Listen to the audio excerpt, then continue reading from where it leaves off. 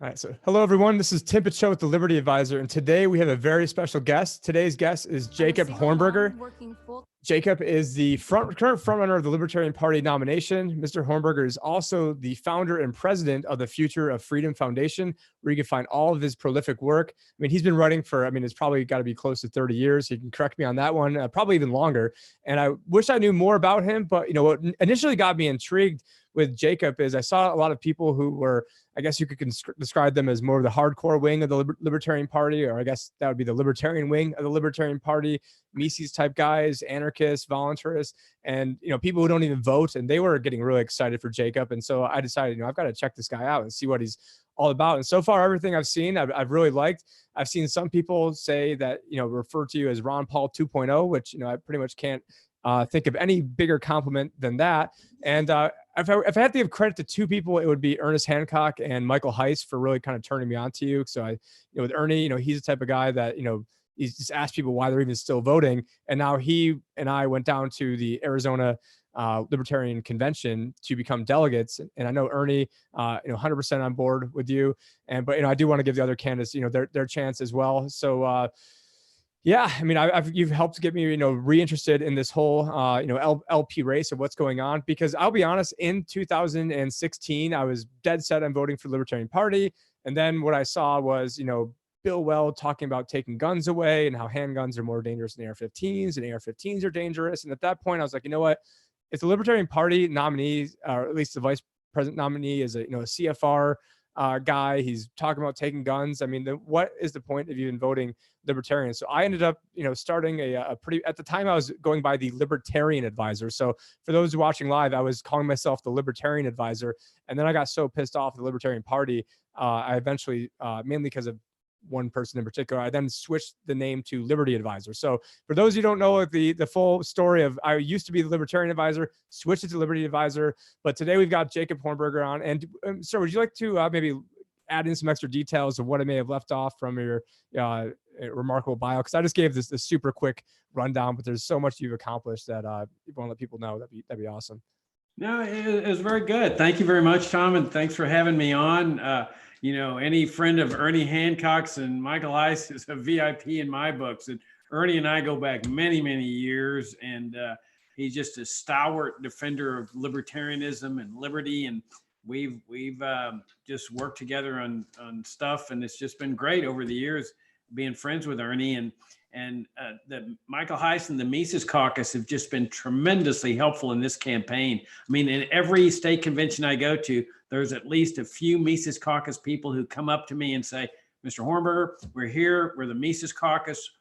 We're here to support you. What do you need? And it's the greatest feeling.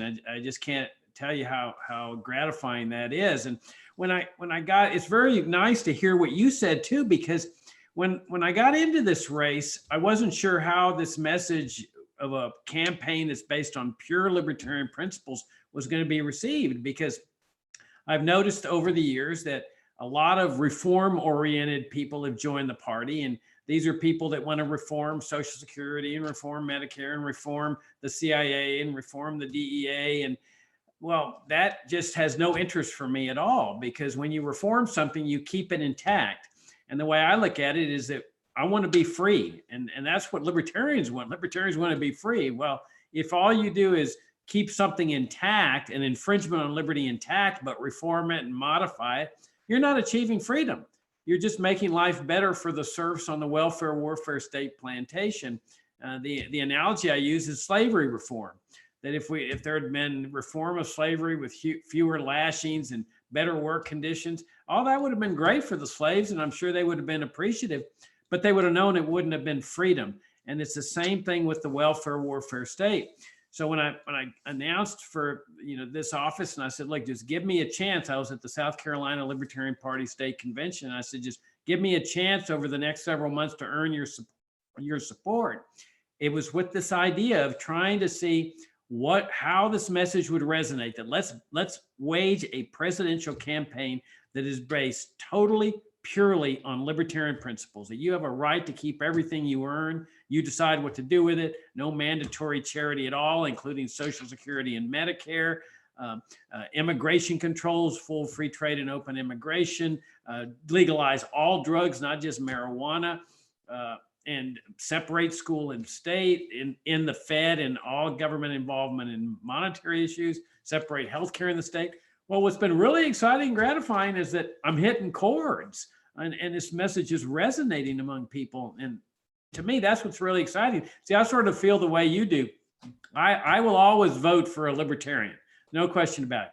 But if he's not taking the pure libertarian line and he's running a Republican-light campaign or a Democrat-light campaign, he doesn't excite me. He doesn't get me energized. And I think that without an energized base, you can't have a successful campaign. And so that's what I can tell right now is that we got a highly energized base supporting this campaign. Yeah, and that's why we have you on today, is because I think right now your biggest problem is name brand recognition, and you'd probably recognize that as well. But everything you just said right there in terms of end the Fed and legalize all drugs, I mean, that's pretty much the mantra for any hardcore libertarian, and it does get in, and something like even legalize all drugs. I mean, that is going to scare a lot of conservatives. And I mean, that actually scares most liberals too. I mean, I bring it up to liberals and they're scared about that as well. So what would you have to say to somebody like my grandfather, for instance, if I were to say legalize all drugs, he might have a heart attack.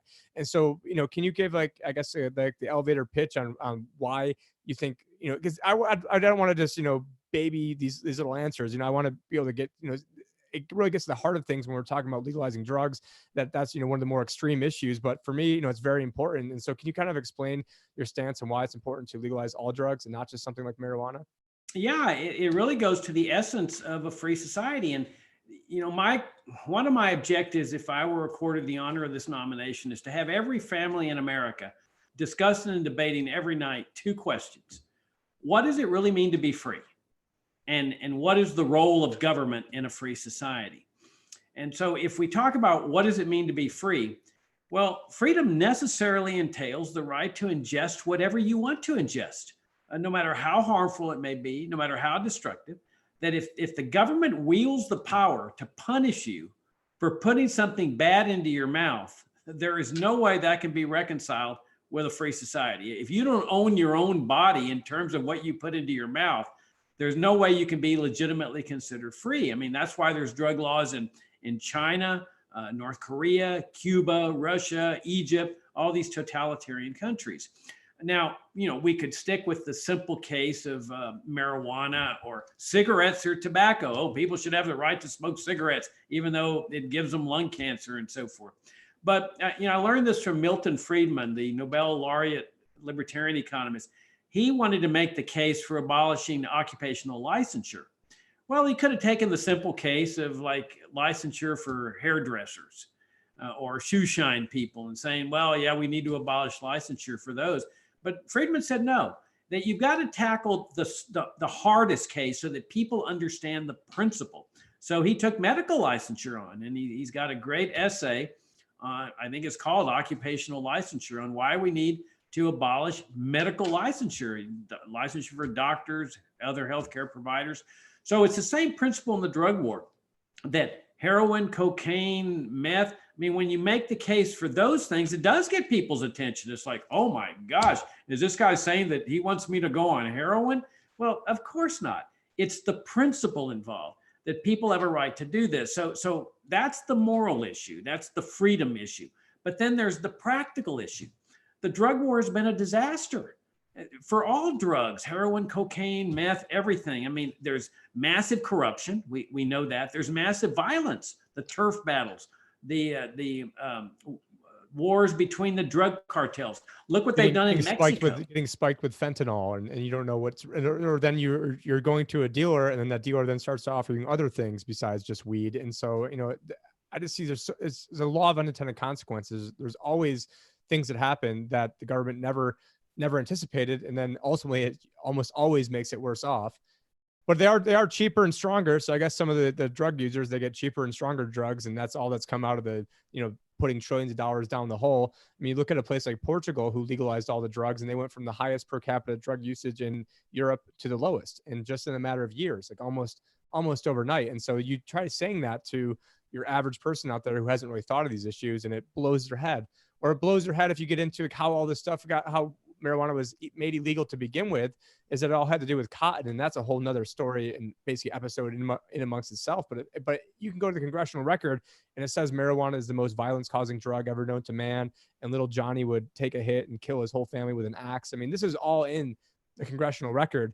And so then people then try that and then realize, oh, well, smoking weed isn't as bad as I thought it was. And maybe they're lying about heroin, or maybe they're lying about cocaine. And so then it's the government's overreaction to the marijuana that I think then leads people to doing these other drugs, at least in my opinion. No, you raise very good issues. It's that forbidden fruit concept that young people say, oh, if it's forbidden and they're lying about marijuana, maybe, they're lying about cocaine and heroin and meth and opioids and so forth. And your point about corrupted drugs is very good too, that they often say people die of drug overdoses, but all too often it's not really an overdose. It's a corrupted drug that comes out of the black market. Well, if drugs were legal, all the drug cartels and drug gangs would go out of business overnight because they can't compete in a legitimate market. And then you'd have good drugs for drug addicts. They could go to a pharmacy and get something that's not corrupted or polluted. And that's a humane answer. So from the practical side is drug addiction and drug use don't belong in the criminal justice field. They belong in the private sector, rehab groups, Alcoholics Anonymous, drug rehab groups. This is where they belong. And so if we legalize all drugs, we get rid of the violence, the corruption, the asset forfeiture, the stealing of people's money on the highways, the corruption within the judiciary, the bribes, the payoffs to the cops and the immigration officials at the border, the drug enforcement people at the border. I mean, you end up getting rid of the violence that is associated. There's the violence associated with consumers that can't afford to pay the black market prices, so they go out and start robbing people. All of that would disappear with drug legalization. So two arguments, the freedom argument and the practical argument that this is the way to bring about a humane, peaceful society to our land. Yeah, no, I couldn't agree more with everything you just said. And something you had said, backing up a little bit, is you had mentioned, not reforming Social Security, but getting rid of it. Now, being a younger guy, I mean, I wish that I could just opt out of this Ponzi scheme right now, because I mean, it is an actual Ponzi scheme and all my money is being stolen and none of this makes any sense. And they could have fixed it if they wanted to, 20 years ago when I was taking classes on Social Security, and nothing has been fixed. As a matter of fact, it's worse. And their proposals are to now, have this payroll tax holiday, which I'm all for that. Okay, steal less of my money. But what would you say to somebody who's, 60 years old and have already paid into it? I mean, do you have any proposals, such as, hey, we're just going to go, let's say the present value of your contribution is $1.2 million. We're just going to give you $1.2 million. And because eventually all of our money is going to be stolen through inflation anyways in a long enough time horizon. So what type of solutions do you have for getting us off of payroll? I mean, obviously, I imagine that the people who've paid in, who are 55, 60, 65, they're probably still good. I mean, I think everyone will still always get their money. It's just whether or not their money is going to buy them anything. And so what type of, proposals do you have for people who are maybe a little bit older and worried about someone like you who's going to go take away their Social Security and take away their Medicare? Well, that's exactly what I would do. I mean, look, it's a practical matter. There's no way that a senior is going to vote for a libertarian candidate for president. And some of my libertarian opponents have come up with plans for, phasing that out over the next 30, 40 years, that everybody that's 60 or 55 keeps getting the money. And so the first thing we got to keep in mind is that freedom necessarily entails a dismantling of infringements on freedom. And this is a massive infringement on freedom because it is mandatory charity. There's no fund, Tom, that nobody contributes into anything. It's just a tax and it's a welfare program. They don't even need the FICA tax. They could just increase income taxes. But from the very beginning, Social Security has been a welfare program. That no different from food stamps or farm subsidies. Nobody contributes into a fund. The people that are receiving Social Security today, they were taxed to pay for people who are now dead. And so now what they're saying is, well, we were taxed by people who are now dead. We're going to tax the young people, including our children, our grandchildren, their friends, their comrades, and so forth. Well, where is the morality in this? That's the first question of using the government to take money that doesn't belong to you. There's a lot of seniors that don't even need the help. They're very wealthy, and they're over there plundering and looting young people. So I don't put any hope in libertarian, in seniors voting for me, except libertarian seniors. They'll vote for me. So what I'm saying to younger people, and I mean younger 50 and below, is saying, look, why do they have this system?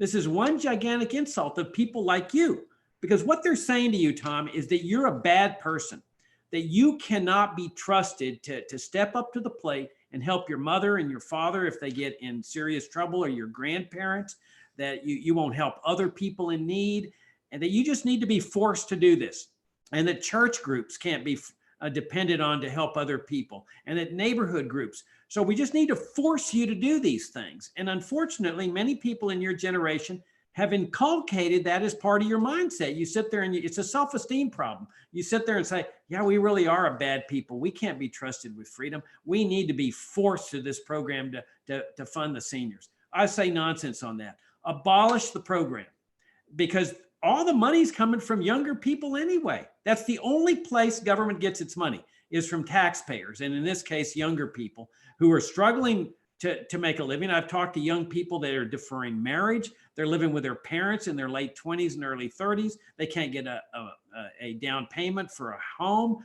And so you've got this massive system that really depends on support from the younger people who are being victimized by this.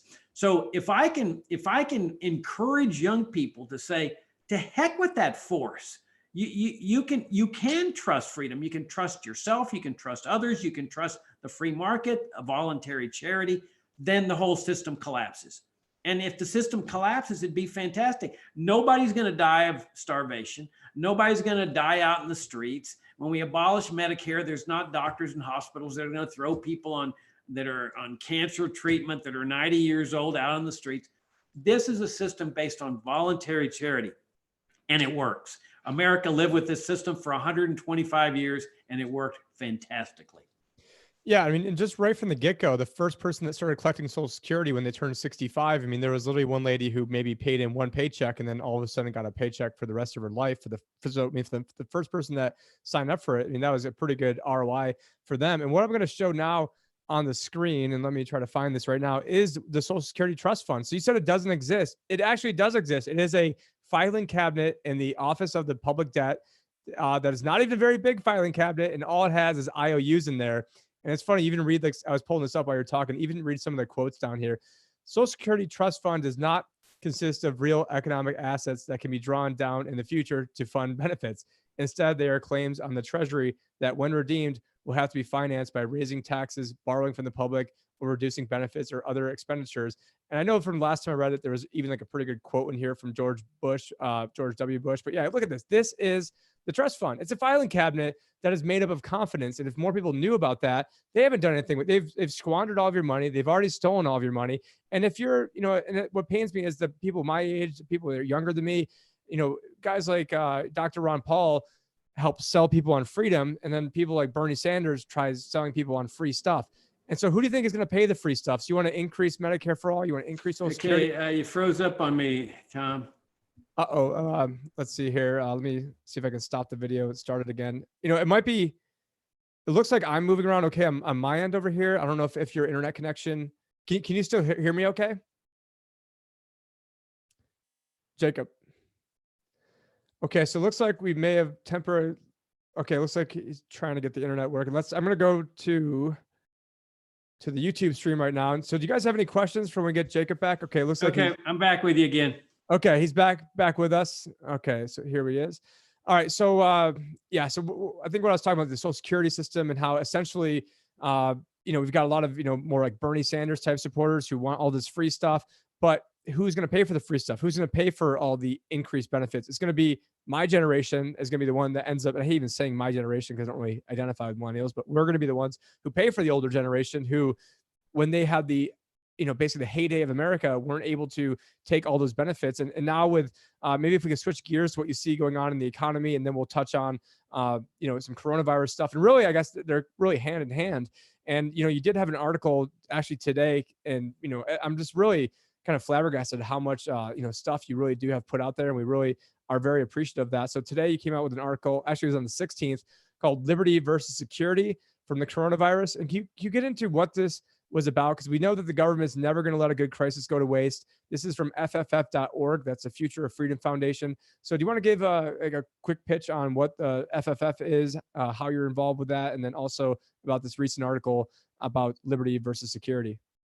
Yeah, let me just first address the point you were making about Social Security and the trust fund.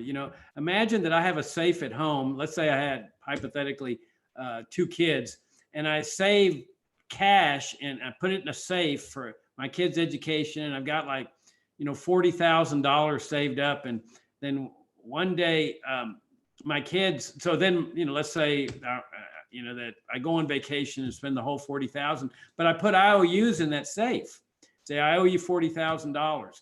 And then the kids come to me about their junior, senior year and say, hey, how's our trust fund doing for our college education? Oh, it's great. It's fully funded. There's $40,000 in there.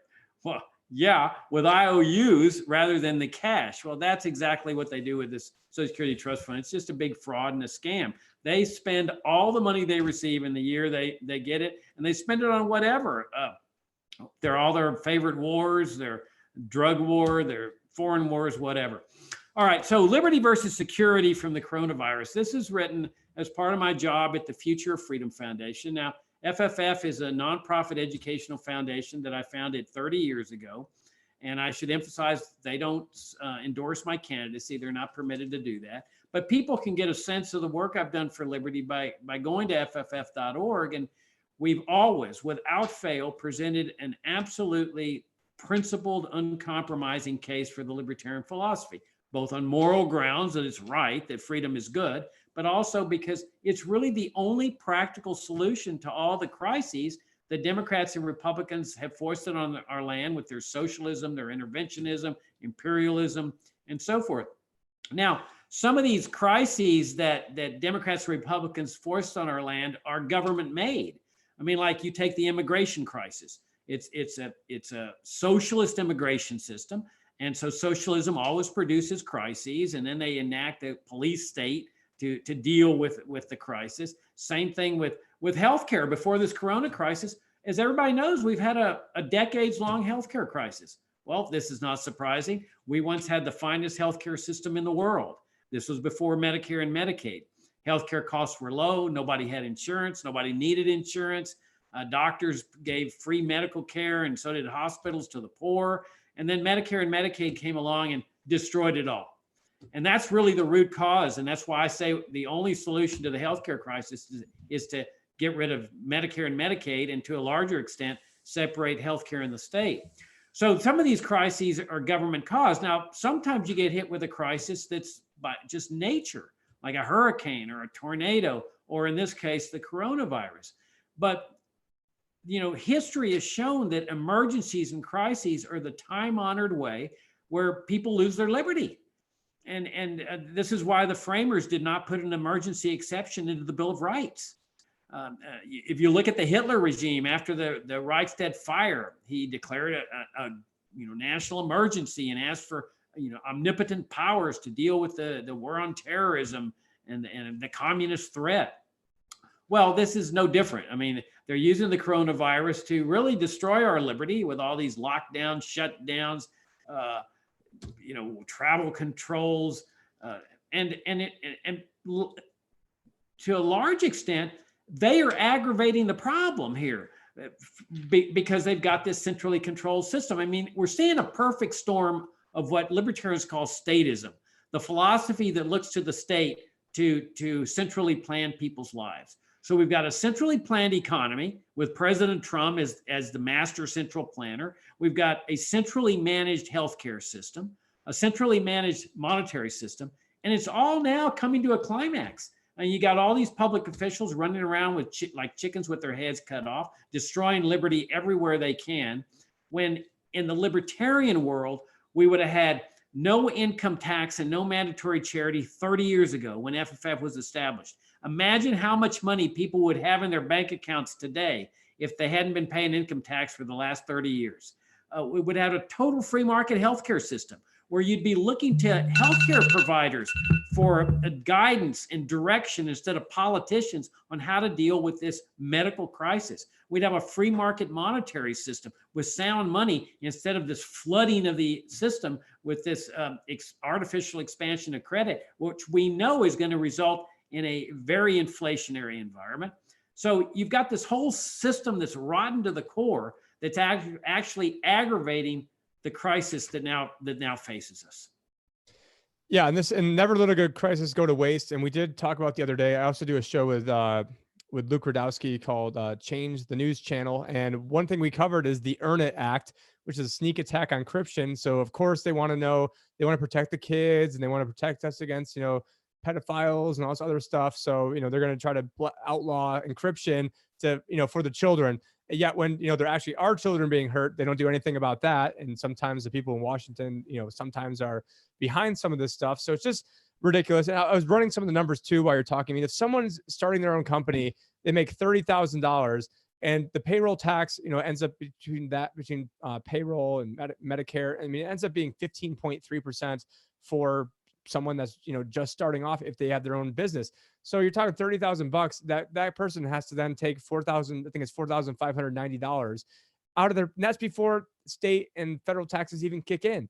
And so just imagine how much extra. I mean, certainly myself, I started my career the day Lehman Brothers went down, which, we're pretty much right back there right now, pretty much.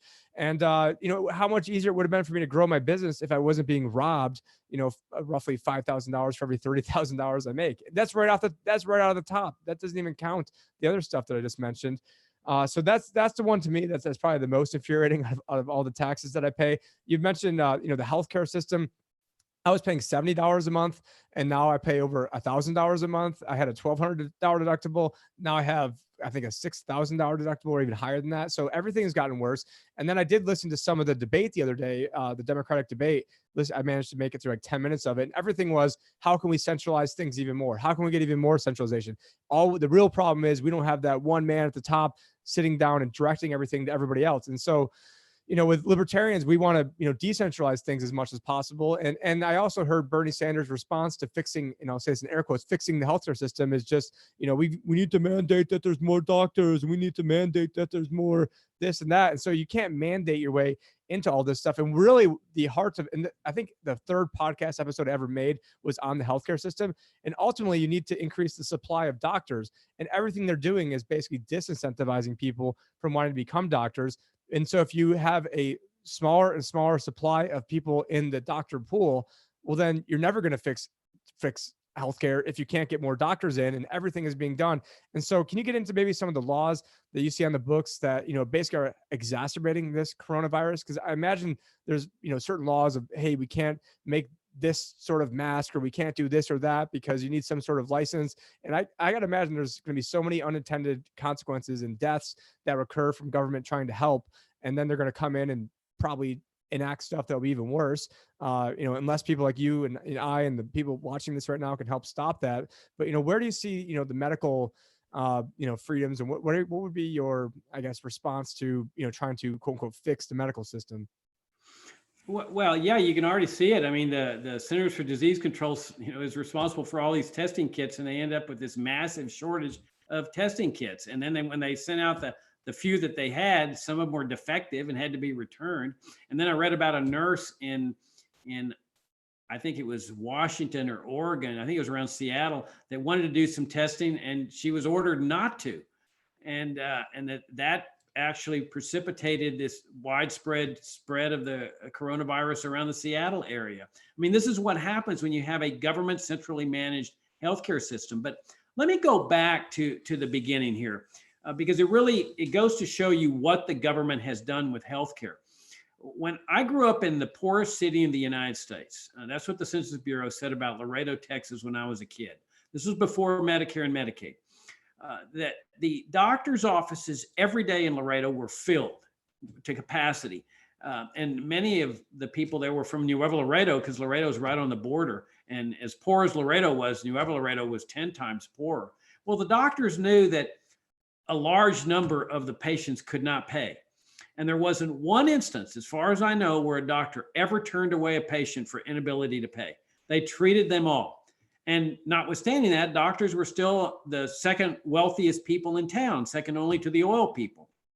Why? Because they were making enough money and income taxes were relatively low at that time that they were still be able to get wealthy. Same with the hospital in town that they would do. It was called Mercy Hospital. They would do free care for the poor. And also, the other thing is that nobody had health insurance. I mean, somebody might have had catastrophic health insurance, but no major medical. There wasn't an issue of pre-existing conditions because healthcare costs were so low and so stable. It was like going to the grocery store. You know, how many people have grocery store insurance for soaring grocery prices? Nobody. Well, that's the way healthcare was. It was like you go to the doctor's, like getting your car repaired. It was just a cost of life of doing business. Along comes Medicare and Medicaid. And that's what destroyed the system. After that, that's when healthcare costs soaring. You've got this massive demand on the system. And after that, they don't want to acknowledge this, that it's their socialist system that is doing the destruction. So they start enacting reform after reform after reform. And you get Obamacare was supposed to fix it all. And of course, libertarians knew it wasn't going to fix it. It was only going to make it worse. And that's why you got Bernie Sanders saying, well, now we need a socialist system like in Cuba or North Korea, where the government takes over it all. When really there's just one solution. When you got cancer, you get rid of the tumor. And the tumor is Medicare and Medicaid. And that's the only solution. There is no other solution. I've been saying that for 30 years. You got to get rid of this tumor. Now, your point is very good on the supply side, that there's a shortage of doctors. Well, where does that come from? That's what we were talking about earlier with Milton Friedman, occupational licensure. It's a racket. It's a protection racket to keep the supply of doctors low so that they can maximize their income. Same thing with lawyers, that licensing laws there, and hairdressers and everything. It's all just a big protection racket. In the South, there's a lot of Jim Crow aspects to occupational licensure. So you get rid of licensure, all of a sudden you have got a tremendous supply of healthcare workers. You get rid of Medicare and Medicaid. You get rid of regulation. Now you've got a healthy, dynamic healthcare system. People that you often hear, oh my gosh, people will be dying in the streets if you eliminated Medicare and Medicaid today. That's just pure nonsense. We have to restore our faith in liberty and disavow any faith in socialism, which is what this system is. And we're now paying the price for this with this coronavirus. Now, it's water under the bridge. Granted, people didn't adopt what we were saying 30 years ago or 20 years ago. And your earlier point's good too about how much money they take out of your paycheck. Think of somebody who's around 30, 35 that is paying like $20,000 a year in taxes. Over a 20-year period, that's $400,000 in savings. So, you've got the climax, the perfect storm of their crooked, corrupt statist system, water under the bridge, granted, but we can adopt libertarianism today for the pandemic that comes 5 years from now. Because the worst thing that can happen is 5 years from now, you have me on your show and you say, Jacob, we're still at the same point we were 5 years ago with this crooked, corrupt statist system. I think that might be the most optimistic scenario possible if we're still only as bad off as we are right now. I mean, I think if we're only at $23 trillion of debt and only have all these problems we have right now 5 years ago, I think I'll be pretty happy, because I'm pretty sure 5 years from now, assuming you're, even if you are I don't care if Ron Paul was elected in 2012. There's no magic button. I don't care if Jesus was president.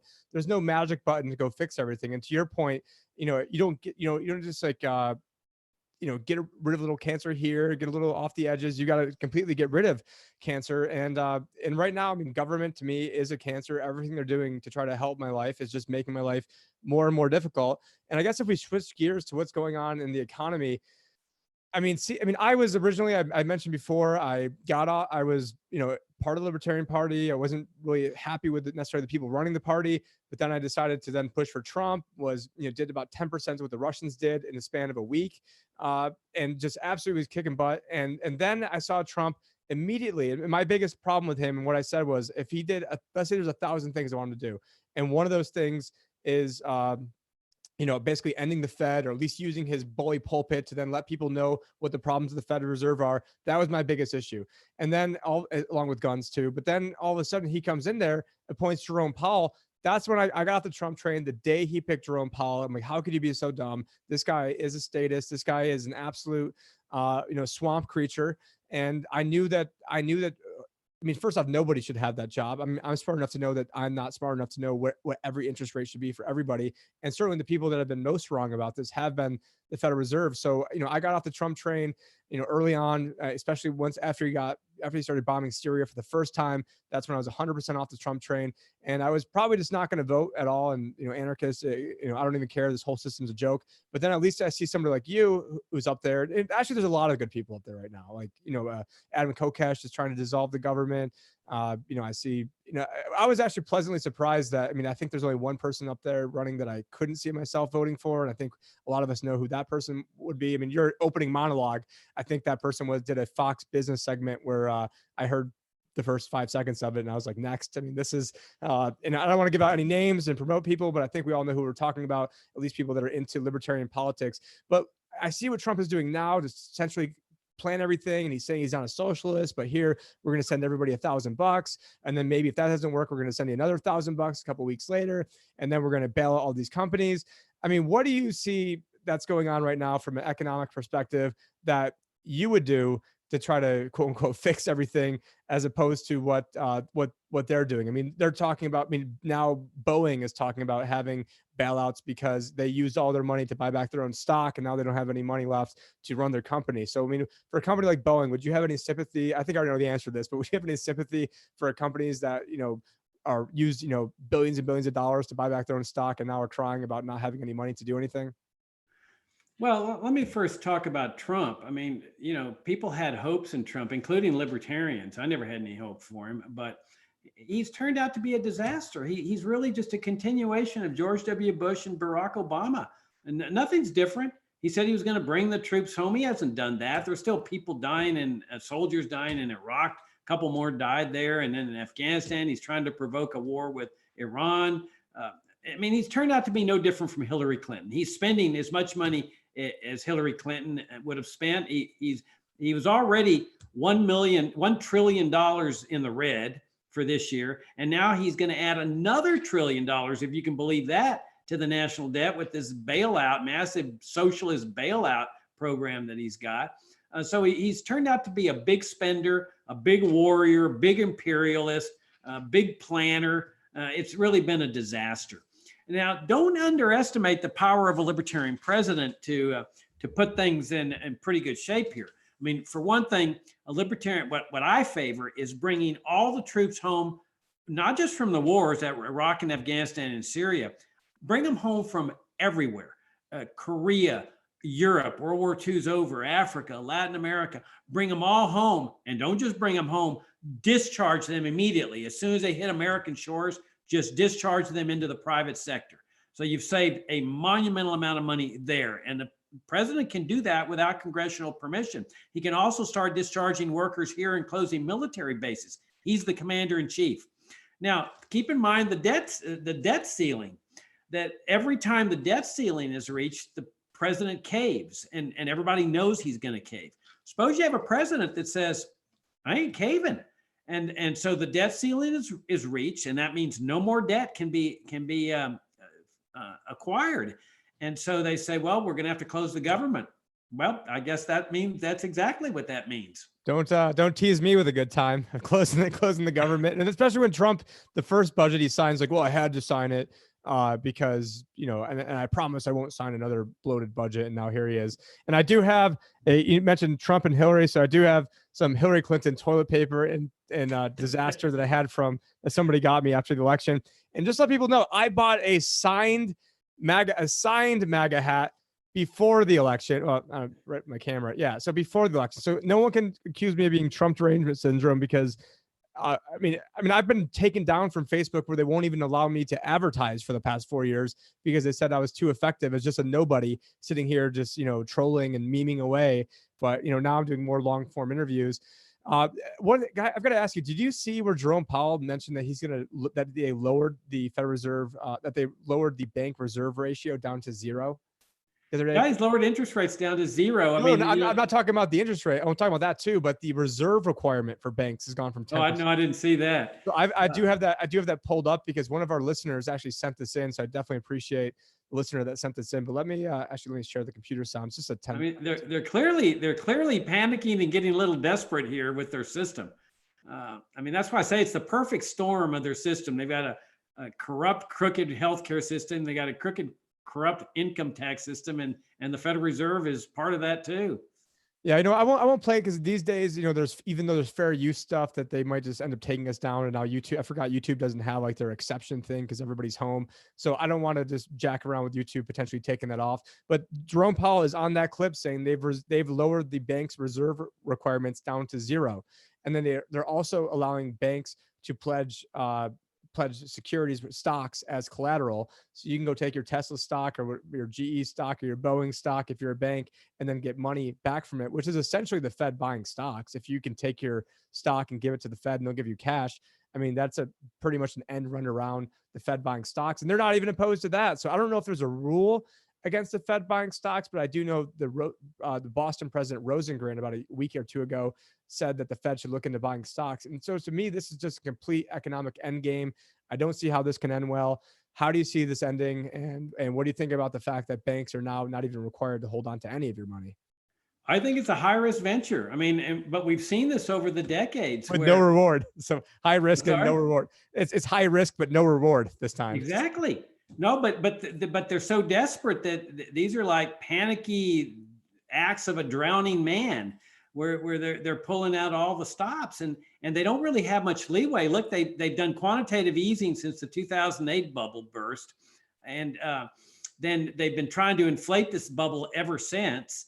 And what do they have left in their toolbox? And we don't know how shaky the whole system is. But the way they're acting, it looks pretty precarious because you get a sense that they are really desperate with the steps they're taking. But to answer your earlier question, there shouldn't be any bailouts of anyone. And all this reflects of how shaky their entire system is. Now mark my words, they're going to say, that just like Roosevelt said after the stock market crash in 1929, which was caused by the Federal Reserve, it wasn't the failure of free enterprise, but they're going to say the same thing now. Free enterprise has failed. And so now we need socialism, we need control, when it's really their socialist control system that has produced this catastrophe. But I think this is not going to end nice at all, especially when you see these desperate measures the Fed are taking. I don't know where it ends up, whether we end up with hyperinflation or bank failures or what, but I don't think it's going to be pretty. Sorry, or yeah, all the above. Who knows where? And this is sort of a gallows humor right now because what could be coming is not necessarily going to be fun or going to be cute. But we do have some questions. Somebody had asked, about your comments about privatizing the military. Can you expand upon that, please? If you guys have more questions, please send in questions too. If you guys have them for Jacob. Yeah, I'm not talking about privatizing the military. I'm talking about bringing all troops home from foreign lands and discharging them, putting them in the private sector. Okay, that's different from privatizing the military. Now, that's just part of what I favor. I favor a type of governmental system that is called a limited government republic. That was the type of government that the Constitution called it to existence. It was the type of government that America had for over 150 years. It's a government of limited enumerated powers with a very basic military force. What we have instead, post-World War II, is what's called a national security state. This is a totalitarian form of governmental structure. North Korea is a national security state. Cuba is a national security state. China, Egypt, Russia, and post-World War II US. It consists of the Pentagon, the massive military-industrial complex, the CIA, and the NSA, along with invasions, occupations, regime change operations, tortured, state-sponsored assassinations, all the stuff that communist and totalitarian regimes are known for doing. So what I favor is dismantling, now this would have to be done with congressional approval, but dismantling the national security state type of governmental system and leave a limited government republic type of system with a basic military force. That's the only kind of system, shouldn't say the only kind of system, but it is a system that is consistent with a free society. There is no way that people can be considered free who live under a national security state. And this gets back to my point about we need to get Americans to be thinking about what does it really mean to be free and what is the role of government in a free society? Because a national security state is the opposite of a free society. And you can see, I mean, the writing's on the wall that they're trying to do everything they can to not let a good crisis go to waste, as Rahm Emanuel once said. And it's just on every single front. They're just doing so many things. It's just, absolutely mind-boggling. Now, another key libertarian issue that is not necessarily popular, but, could help save lives is price gouging. So I want to know if you can kind of give maybe the libertarian take on price gouging, especially that is a topic that is so relevant today. It really is, because they're just going after a guy right now that bought a bunch of hand sanitizers and toilet paper and really stocked up big time. I mean, his whole house, I think, was filled with these things. Well, this is the role of an entrepreneur. This is the role of a speculator. There's a great article that I'm sure is online. It was published in the Wall Street Journal maybe 20 years ago on this issue. It was called The Speculator as Hero by a libertarian named Victor Niederhofer from New York City. And Niederhofer makes the point that the speculator provides a great benefit to mankind. So here's a guy, buying all these things. He's taking a big risk. If there's no crisis, he's gonna be stuck with a bunch of hand sanitizers and toilet paper that he's gonna have to sell at a loss. But that's what speculators do. They take risks. They see things that the rest of us don't see. And so he stocks up on this. Well, all of a sudden, people can't get toilet paper or hand sanitizers or face masks. That gives them a message. Hey, economize, conserve. These things are in scarce supply here. Watch your stuff really carefully. And so the guy that did this would be selling them at a high price, but that high price is a signal. It's a signal to consumers: conserve. Don't waste your water. Don't waste your face mask. At the same time, it's a signal to entrepreneurs to come into the market and make some quick profits. So they increase the supply of that commodity, and then things start stabilizing out. So these anti gouging laws are just the height of tyranny, and they're antithetical to the principles of a free society, and they're antithetical to the best interests of the citizenry. Okay, and I did see some people who were asking if just kind of explain what price gouging is, which I mean I think that basically this is charging more, like you're charging $10 for a water when it might only really cost $1. But I did have a lady I was playing tennis with, maybe when she was from Puerto Rico, when one of their recent natural disasters was going on. She was saying how awful it was. The airlines used to charge $200 and now they're charging $600, and there should be a law against that.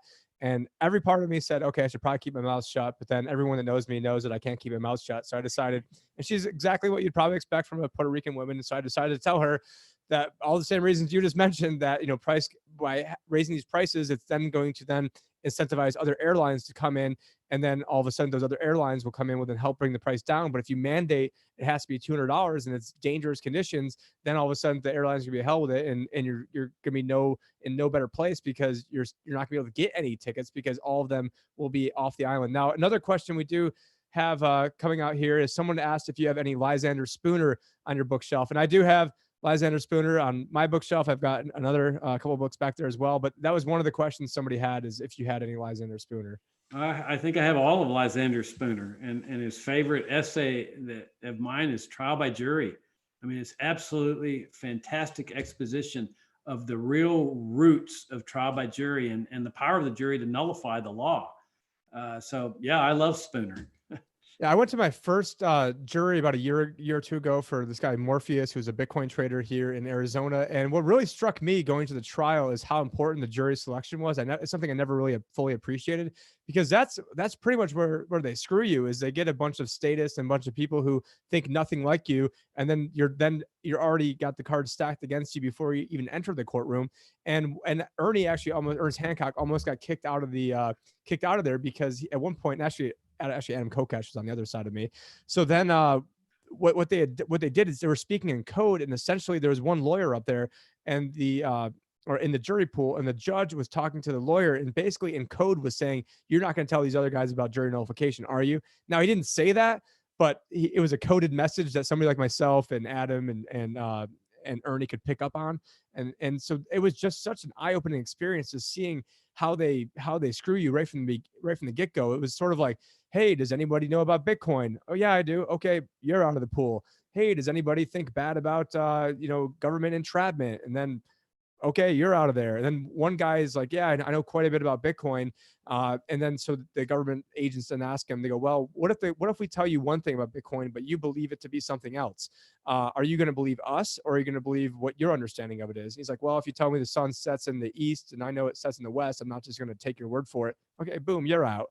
And so I see all, and it just really kind of blew my mind that they want to just get you there with like the accountants and lawyers and mortgage brokers and more like paper pusher jobs of people that are good at following rules and orders. And it was just a huge eye opener. But yeah, jury nullification is such a big issue. I guess it brings us to crypto. What is your stance on crypto, or I guess even better, what's your stance on just legalizing freedom and having everyone just use whatever money they want to use? Yeah, the latter. I try to not to make judgment calls on the particular choices that people would make in a free society. I mean, an analogy is education. I never spend much time praising homeschooling or anything. I want a total free market educational system where people are free to decide the educational vehicle for each of their children. And that might be homeschooling. It might be a private school, might be something else. And the same with money. That I don't make a comment on whether gold or silver or Bitcoins or American Express bank notes is the best medium of exchange.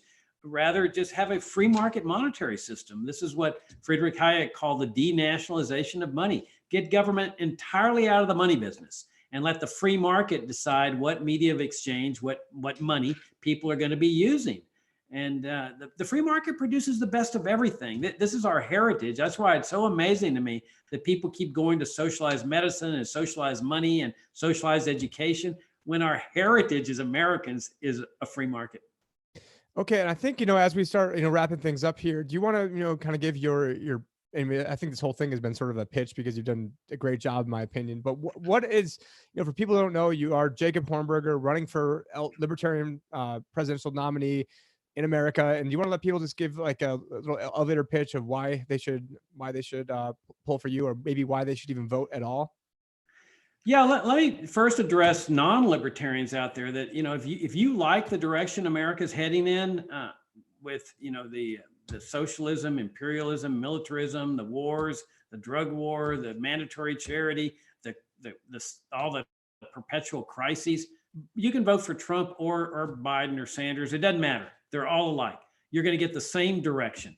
But if you want a totally different direction, a libertarian direction, a direction in the favor of liberty and peace, prosperity and harmony with the people of the world, a society where people are free to live their lives the way they choose, even though their choices may not meet with everybody's approval, where there's no drug war, where people are free to travel and trade, no sanctions, embargoes against countries, a limited government republic, which is our founding governmental system. Join up with us, libertarians, and specifically join up with me and help me win this nomination so that I can bring these positions to the forefront of this general election campaign, and where we hold these Democrats and Republicans to account for what they've done to our country.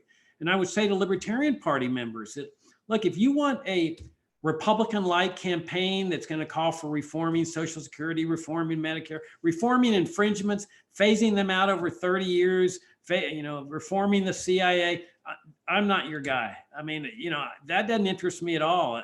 I want freedom now, not 30 years from now. If you want a campaign that's based purely on principle, because our principles are our greatest asset. I've said that for 30 years. I was on the platform committee for the National Libertarian Party 3 terms in the 90s. And that was my position. Our principles are our assets. That this is what Democrats and Republicans don't have. They don't have principles. They don't have ideals. They don't have sound ideas on liberty. These are our weapons that I want to carry into this battle. They have the money, they have the power. They don't have what we have with ideas and principles. And so if you make me your nominee, you can rest assured that I will be presenting to the American people what you're fighting for, why you go to these meetings, why you go to these conventions, why you donate to this party and this cause.